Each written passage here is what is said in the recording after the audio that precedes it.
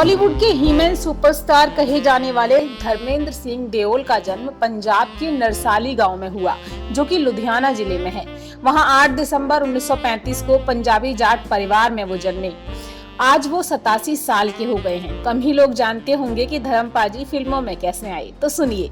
उनके पिताजी केवल किशन सिंह देओल पेशे से अध्यापक थे। उनके पिताजी का ट्रांसफर लुधियाना के ही दूसरे गांव साहिनवाल में हो गया। फिर उनका पूरा परिवार इसी गांव में बस गया और धर्मपाजी की शुरुआती पढ़ाई इसी गांव से हुई। धर्मेंद्र की माताजी सतवंत कौर थी। धर्मेंद्र अपनी माँ से बहुत प्यार करते थे, काफी करीब थे। वो अपनी माँ से सारी बातें किया करते थे। उनके पिताजी टीचर थे, तो वो अक्सर अपनी माँ से कहते कि मैं स्कूल नहीं जाऊंगा, क्योंकि पिताजी दूसरे बच्चों से ज्यादा मुझे डांट लगाते हैं। धर्मेंद्र ने अपनी आगे की पढ़ाई अपनी बुआ के यहाँ जाकर की। वहाँ उन्होंने रेलवे में नौकरी भी की। धर्मेंद्र को बचपन से ही फिल्मों का शौक था। वो खुद फिल्मों का हिस्सा भी बनना चाहते थे। उनकी बुआ का बेटा पंजाबी फिल्मों का सुपरस्टार और डायरेक्टर था, लेकिन उस वक्त पंजाब में आतंक का साया मंडरा रहा था। उसी दौरान उनके बुआ के बेटे की हत्या आतंकियों ने कर दी। धर्मेंद्र फिल्में देखने के लिए अपने गांव से काफी दूर जाया करते थे। ऐसा भी कहा जाता है कि 1949 में आई फिल्म दिल लगी धर्मपाजी ने 40 बार देखी थी। वो अपनी फिल्मों में जाने की ख्वाहिश को अपनी माँ से अक्सर कहा करते थे, लेकिन उनकी माँ उन्हें पिताजी का डर दिखाती और कहती कि तुम दिखने में सुंदर नहीं हो। फिर साल 1954 में मात्र 19 साल की उम्र में धर्मपाजी की शादी प्रकाश कौर से हुई।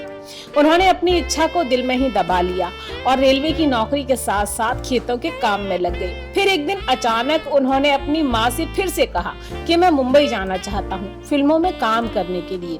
तो उनकी माँ ने कहा कि तुम फिल्म वालों को एक अर्जी लिख दो, वो खुद ही तुम्हें बुला लेंगे और तब तो पिताजी भी ना नहीं कह पाएंगे। धर्मेंद्र को अपनी माँ का ये सुझाव पसंद आया, लेकिन वो सोच में पड़ गए कि अर्जी किसे लिखूं। तभी कुछ दिनों बाद फिल्मों की एक पट्टिका में टैलेंट हंट का एक एड छपा। फिर क्या था, धर्मेंद्र ने उसमें खुद से जुड़ी हुई सारी जानकारी और अपने कुछ फोटोग्राफ्स भेज दिए। मुंबई से बुलावा भी आ गया और अपने पेरेंट्स का आशीर्वाद लेकर वो मुंबई के लिए निकल गए।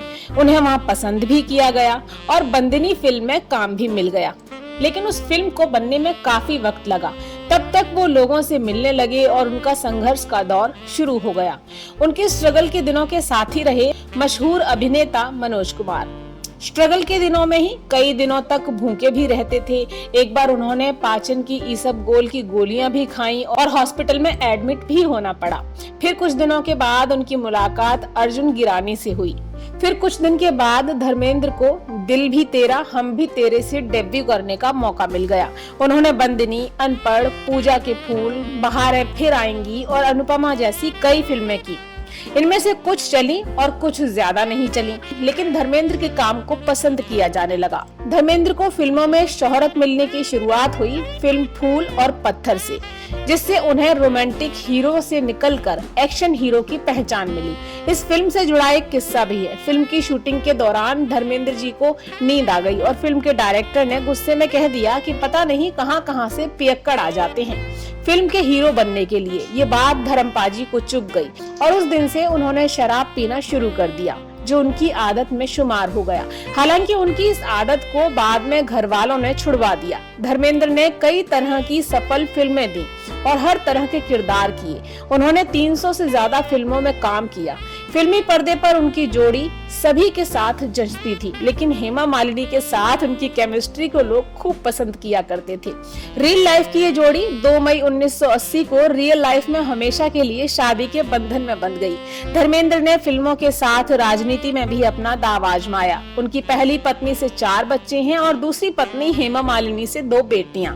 उनके दोनों बेटे सनी देओल और बॉबी देओल भी अभिनय के दम पर आज बॉलीवुड में एक ओहदा रखते हैं। धर्मेंद्र के भतीजे अभय देओल भी सफल अभिनेता हैं।